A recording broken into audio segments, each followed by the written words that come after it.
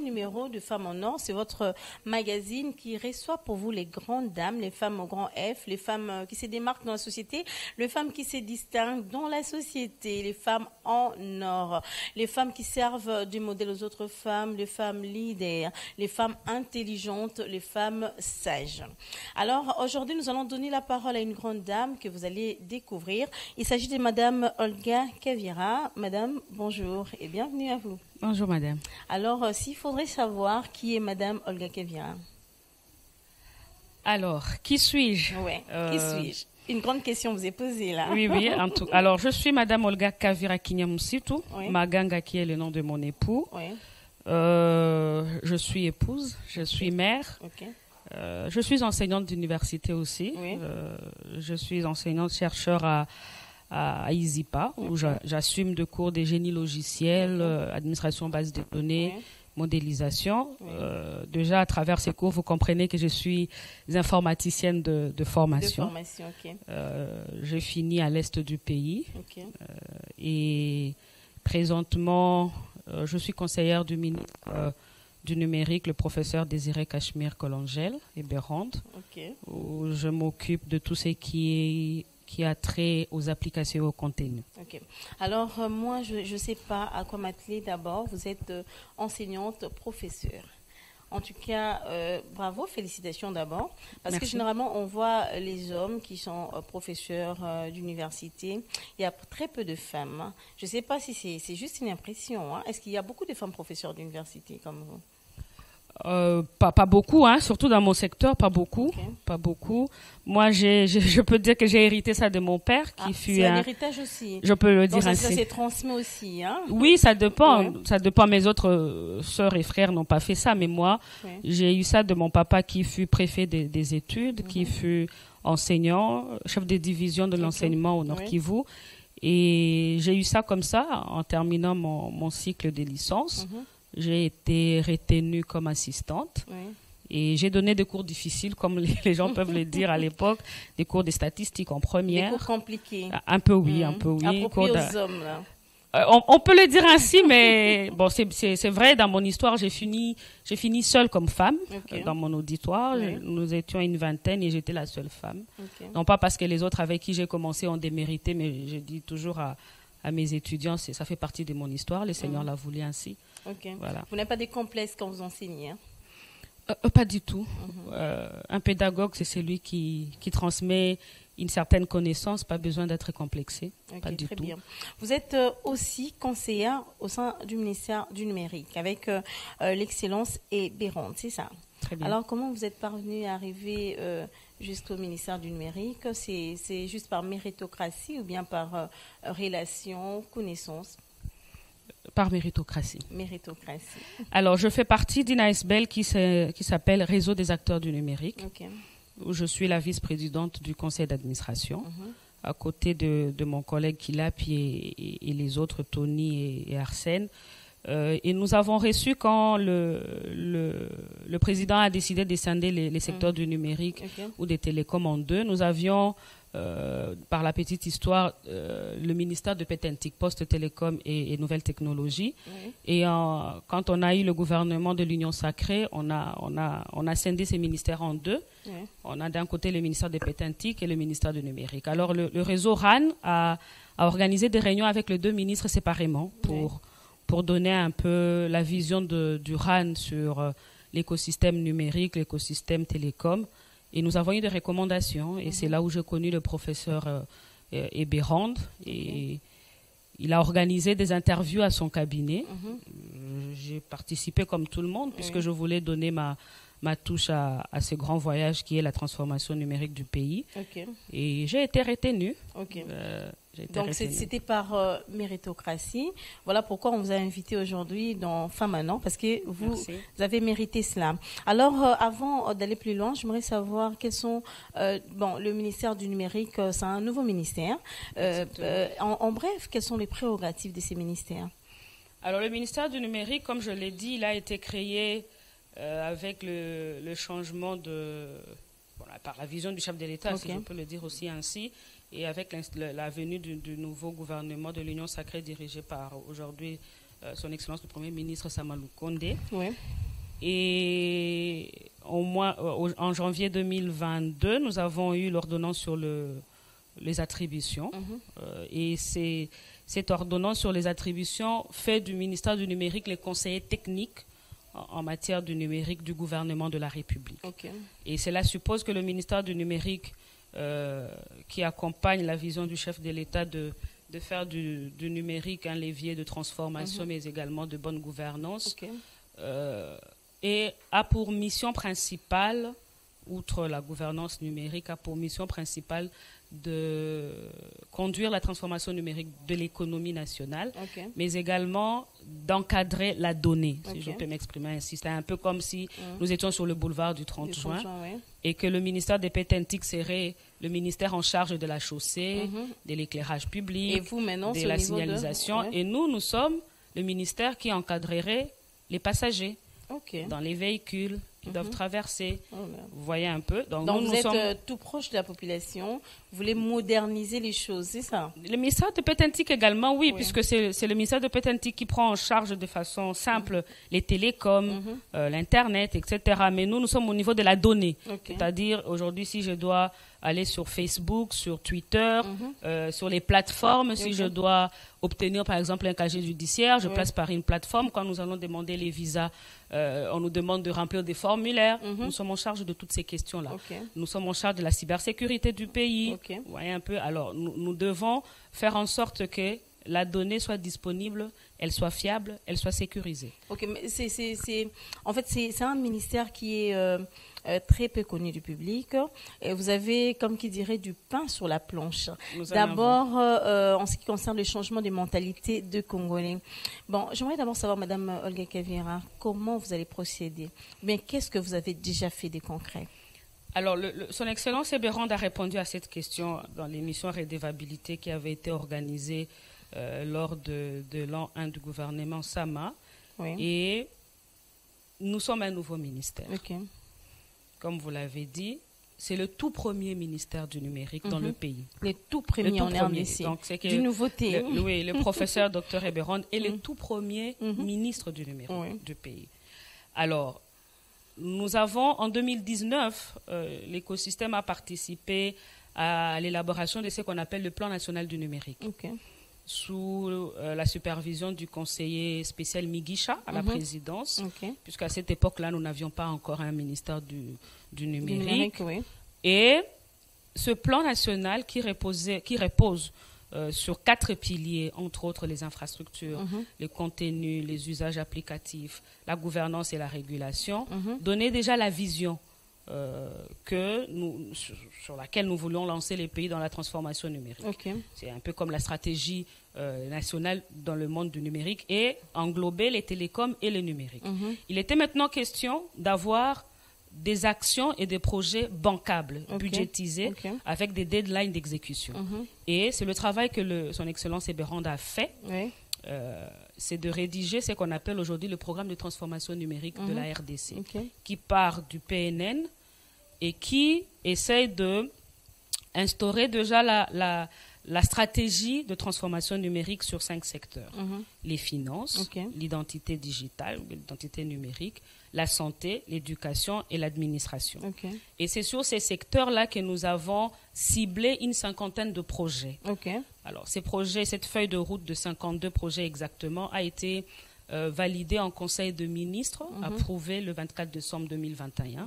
Et c'est sur base de ce programme-là que nous sommes en train de conduire la transformation numérique du pays. Parmi les projets que nous retrouvons sur cette feuille de route, nous avons ce qu'on appelle le e-government, c'est-à-dire le e-gouvernement. Vous êtes trop technique.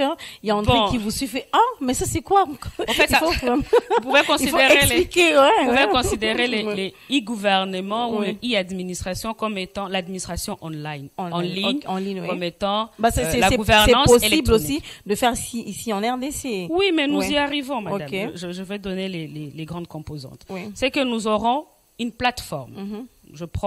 Je voudrais aller en Allemagne. L'Allemagne me dit, nous avons un site web où vous devez faire une demande de visa. Vous n'avez pas besoin de vous déplacer, vous allez sur cette plateforme, vous complétez les informations. Et l'Allemagne, le soir, vous envoie votre visa volant. Vous pouvez voyager. Ici, c'est possible. Aujourd'hui, pour avoir votre passeport, vous êtes obligé d'aller d'abord à la DGM, aux affaires étrangères, etc. Faire les tours. Mais avec le e-government, c'est quoi? La population ou le citoyen résident en RDC n'a plus besoin vraiment de se déplacer. Il a une plateforme, un smartphone. Il entre sur une plateforme.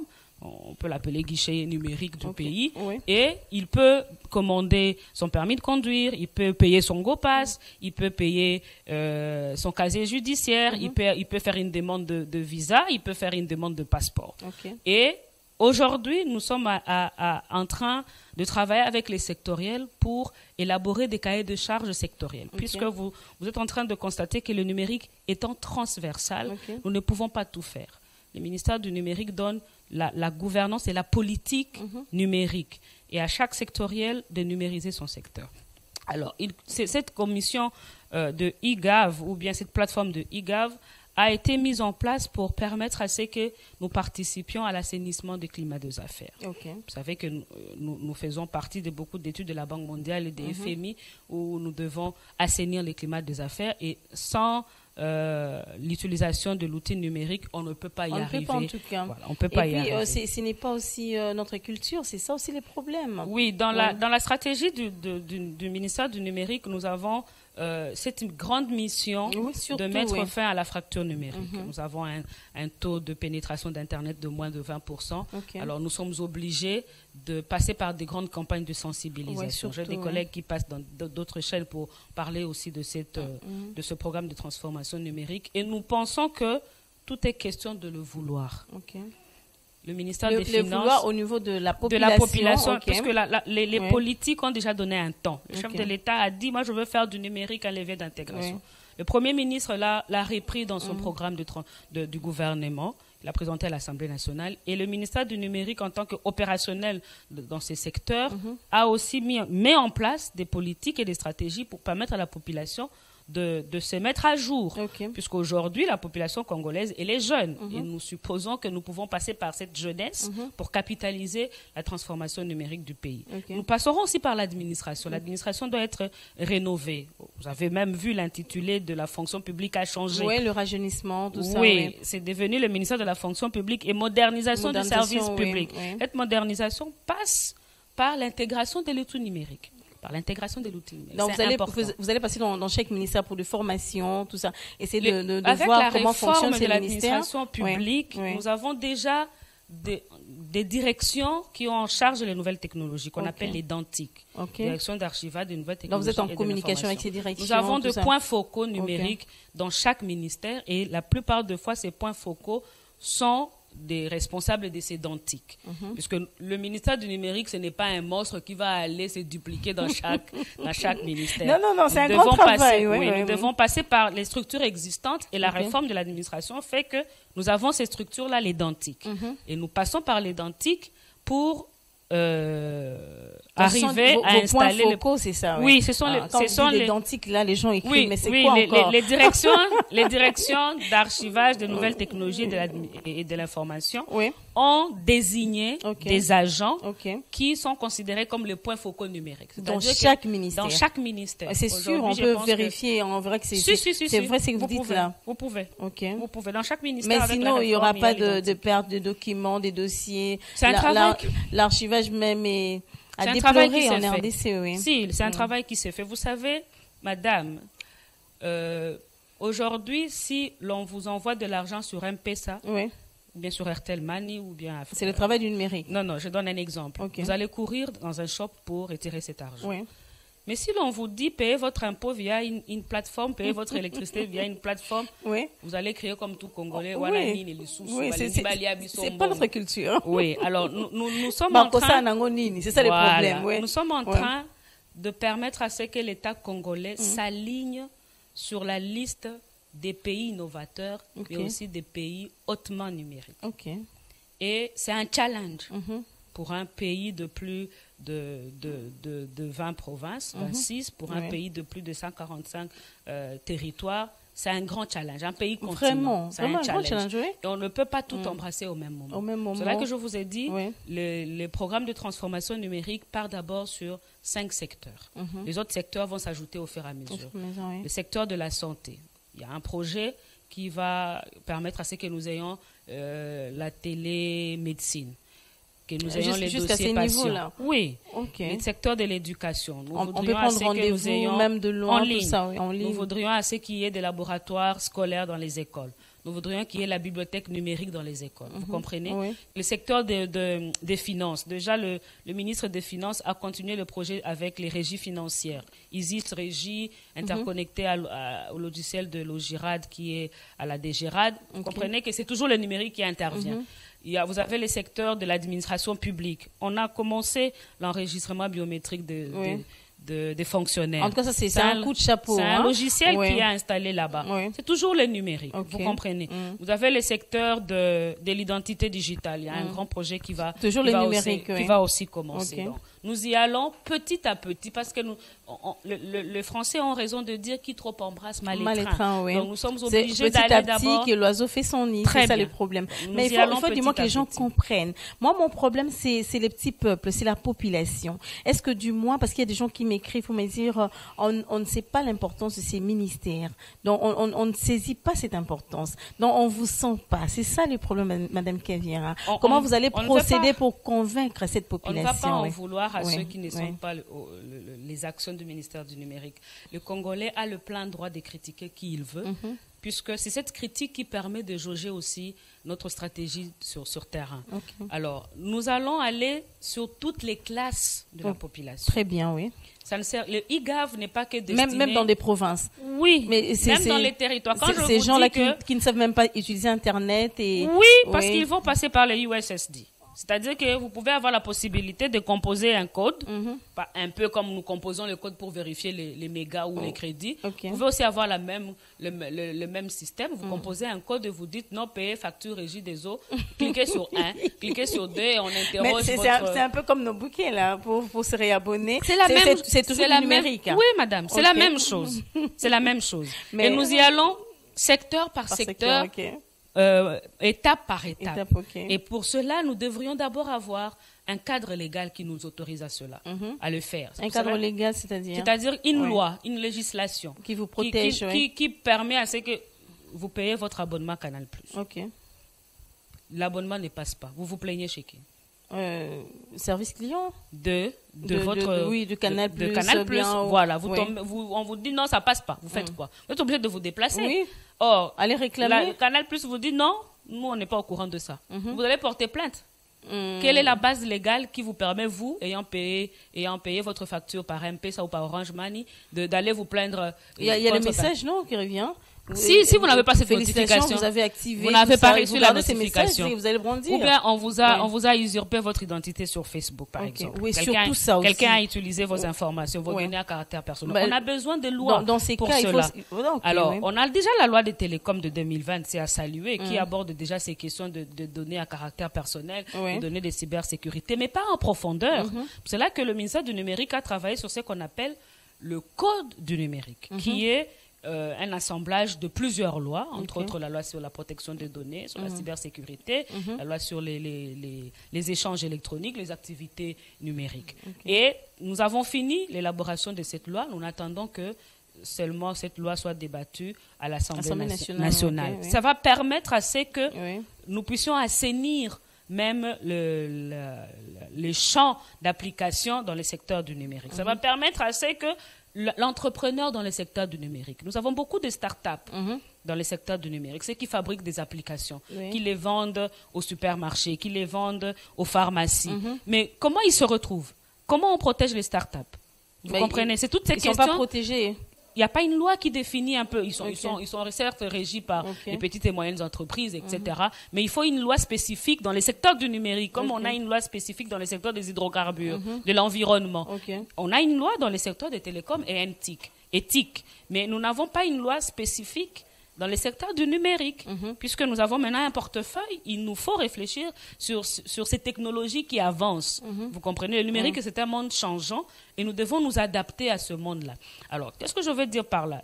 Le code du numérique va permettre à ce que les secteurs du numérique aussi soient assainis et complétera la loi des télécoms et des TIC. C'est important que nous ayons ce document-là. Mais également, le ministère du numérique se dit elle doit se doter d'une administration efficace, une administration qui respecte l'autorité de l'État, vous comprenez. Nous avons travaillé sur les cadres et structures organiques de la future administration du ministère du numérique. Un chargé de mission a été désigné par le VPM à la fonction publique et une équipe a été adjointe à ces chargés de mission pour commencer les recrutements. Tous ceux qui vous disent non, on a déjà commencé les recrutements au numérique. Jusque-là, non. Détrompez-vous, on n'a pas encore commencé les recrutements puisque c'est régi par la loi. On doit passer peut-être par un concours. Mais il faut attendre le go, c'est ça le problème. Voilà, il faut attendre une communication officielle. Ce qui a été fait, c'est l'embryon, c'est-à-dire l'équipe du chargé des missions qui a déjà une équipe souche pour préparer ces recrutements-là. Donc, vous comprenez, sans administration, le ministère du numérique ne peut pas aussi très bien travailler. Nous avons besoin d'accélérer ce processus-là et c'est en cours. Aussi, et efficace. Vraiment fort, parce que c'est un grand travail, c'est un grand projet qui peut prendre même 30 ans, c'est ça? Bon, la transformation numérique, comme je le vous disais, ça prendra du temps. La transformation numérique est un processus. Vraiment. Par exemple, ici, à votre télévision, on va vous dire maintenant, à partir de demain, le DG dit à partir de demain, pour rentrer au studio, vous allez commencer à valider votre entrée par une empreinte digitale. Ah bon? Les gens vont dire, on est comme Kindoki, pourquoi Alinga Zoba empreinte Nabiso? Vous comprenez un peu? C'est toute une culture qu'il faut, un nouveau pragmatique qu'ils vont instaurer dans la tête des gens. Donc, ça demande assez qu'on y aille petit. C'est vraiment, comme on dit, c'est une transformation. Vraiment, c'est un traitement de comportement, traitement de la manière de penser, traitement de réaction. Donc, il faut y aller petit à petit. Il ne faut pas y aller dans la brutalité. Ok. Alors, j'aimerais savoir, est-ce qu'il y a des avantages? C'est ça, parce qu'il y a des gens qui peuvent se dire on est déjà habitué avec nos anciennes habitudes, comme qui dirait. Alors ça va nous demander beaucoup de choses. Est-ce qu'il y a des avantages pour parler aussi de moyens? Il y en a. Beaucoup. Tel que quoi? La traçabilité. Ok. La traçabilité. Très bien. La transparence. Ok. L'on a recouru aux élections avec les machines à voter. Je vote, on affiche. Je vote, on affiche. C'est la transparence déjà. Je paye mon casier judiciaire et on me dit c'est $10. L'argent va directement dans le compte de l'État. On va mettre fin à la corruption, au coulage de recettes. Vous voyez, les ressources financières de l'État seront bien gérées puisque nous avons déjà un système efficace de traçabilité de toutes ces ressources-là. Non, vous voulez aller en mission... Bon, avec la paye de fonctionnaires de l'État, à l'époque, on payait à la main. À la main, oui, il y a des détournements. Voilà, c'est tout ça. On va mettre fin à ça puisque l'agent public aujourd'hui perçoit son argent à la banque. Il est notifié. Mais maintenant, s'il veut aller en mission, on lui dit, mon cher, tu n'iras plus avec des valises. Tu vas maintenant attendre une carte qu'on va te délivrer pour voyager et tu vas venir justifier dans un système. La gouvernance va s'installer petit à petit. Vous comprenez? Donc, le numérique a des avantages. Ça va nous permettre aussi d'éviter les files d'attente devant les services publics. Vous comprenez? Et ça demande à ce que la population comprenne. Et c'est l'exercice que nous sommes en train de faire. Au moins, pour tout expert en transformation numérique, on sait que ce n'est pas par baguette magique qu'on va faire ça. C'est pas si facile. On y va petit à petit. Il faut mettre des bases, en tout cas, pour essayer de convaincre la population et les amener dans une autre dimension. Alors, parlons de moyens. Est-ce qu'il y a assez de moyens pour ça? Vous avez constaté que c'est un grand chantier. Vraiment un grand chantier. Le Trésor public ne peut pas tout financer. Est-ce qu'on va pas bousculer la population avec des taxes, avec des impôts, avec ceci, machin, donner ceci pour couvrir. Mais madame, vous êtes de la presse. Et la population est fatiguée au moins. Non, mais vous êtes de la presse, vous avez vu que le gouvernement a réduit sensiblement beaucoup de taxes, par exemple au commerce extérieur. On n'en a pas ajouté. Donc, je dirais... Comme c'est un grand chantier, l'État va faire sa part. Mais la philosophie selon laquelle les projets seront financés, c'est un partenariat public-privé. C'est-à-dire, d'un côté, les publics et les trésors publics, l'État, le gouvernement va mettre de moyens, mais cela n'empêche pas qu'un partenaire privé nous donne de moyens à l'État pour financer ce projet-là. Et nous avons beaucoup de protocoles ou des MOU signés avec les privés. Je ne vais pas citer des noms ici puisque c'est encore en étude, mais les marchés ont été lancés, par exemple, pour beaucoup de projets. Donc, c'est un partenariat vraiment public-privé. La loi sur la passation de marché est claire. On connaît ce que doit faire le gouvernement, ce que doit faire le partenaire privé. Très bien. Parlons des difficultés, Madame Kevira. Avant de parler de votre intervention, de retomber dans la deuxième édition des Swiss Business Days. Pour tout entrepreneur, les difficultés ne peuvent pas manquer. Et c'est un nouveau ministère. C'est un nouveau système. Et c'est normal que les difficultés soient d'ordre financier, les difficultés soient d'ordre technique. Son Excellence est entourée de technocrates. Je vous le disais en off, c'est un monsieur que je ne connaissais pas avant. C'est un technocrate entouré des technocrates. C'est bien cela. Il est entouré des technocrates, des personnes qui comprennent où est-ce qu'on doit conduire les pays. Les difficultés sont sur le plan de l'appréciation aussi. C'est que beaucoup d'acteurs ou bien beaucoup d'autres ministères ne comprennent pas encore la valeur ajoutée. Ils pensent que c'est un ministère de trop. Voilà. Alors que c'est un ministère conseiller technique du gouvernement en matière du numérique.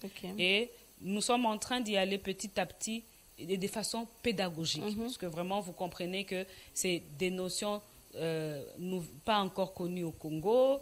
Pourquoi vous allez nous obliger encore à payer les taxes en ligne? Pourquoi vous allez nous obliger à faire ceci? Ce ne sont pas des obligations, mais ce sont des restrictions, on gagne combien de développement d'un pays.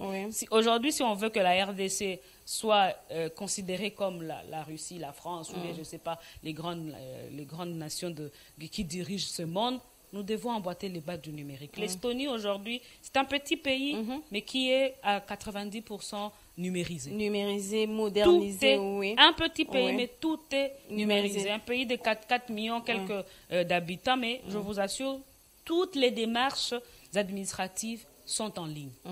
Toutes les démarches administratives. Mais maintenant, si nous sommes allés en Estonie pour puiser de leur expérience, à nous maintenant de travailler. Nous sommes là pour travailler pour la population et c'est important que la population fasse confiance à un technicien en la matière pour la transformation numérique de son économie. Donc, les difficultés sont là, mais on va pas rester sur les difficultés.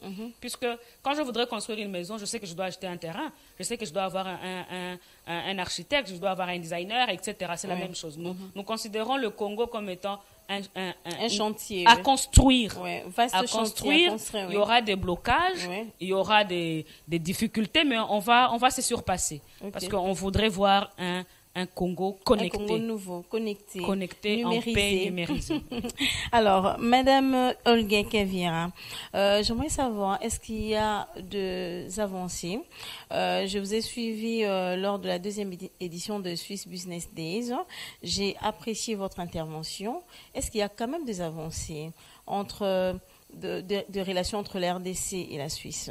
Oui, il y a des avancées. À la Swiss Business Day, nous avons présenté le programme de transformation numérique de la RDC, les 52 projets tels que je viens de vous le dire, cette feuille de route qui a été validée en Conseil de ministres. Et son Excellence Eberhard a participé ou a présidé le forum sur la cybersécurité en Suisse récemment. Et nous avons une déclaration qui a été prise. Je pense que nos services de communication ont déjà relayé l'information. Comprenez déjà que les entrepreneurs ou bien les investisseurs suisses sont prêts à venir au Congo. C'est parmi les retombées en fait, de cette c'est une porte d'ouverture. Très bien, oui, c'est bien cela. C'est vraiment une porte d'ouverture. Alors, on est arrivé presque à la fin de notre numéro. J'aimerais savoir comment arrivez-vous à concilier tant que femme, mère, épouse, conseillère du ministre et puis professeur. Est-ce que vous arrivez à concilier toutes vos tâches et être en même temps une femme parfaite pour son mari, une mère parfaite pour ses enfants et puis une bonne conseillère au sein du ministère, professeur d'université? Je veux répondre en tant que chrétienne. Je suis aussi chrétienne.